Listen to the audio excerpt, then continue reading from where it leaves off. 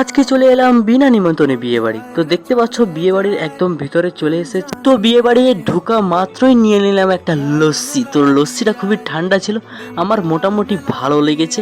তারপরে মেন মেনুতে তো বসেই পড়লাম। দেখতে পাচ্ছ মেনু এখানে রয়েছে আমাদের পাশেই।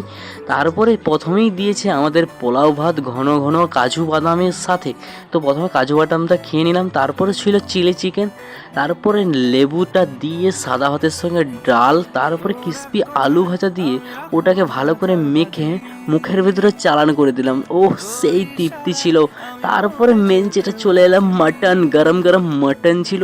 তো মাটনটা একদম লোভনীয় ছিল। তো দেখতে পাচ্ছে একদম বড় বড় পিস, তারপরে বড় বড় পাঁপড় ভাজা, তার সাথে রয়েছে আমার সাথে হাজমোলা, তারপরে দিয়েছে গরমের জন্য ঠান্ডা আইসক্রিম, রাবড়ি। তো এই মিষ্টির সাথে আজকের মিনি ব্লগটা এখানেই শেষ করছি। Tata, bye bye.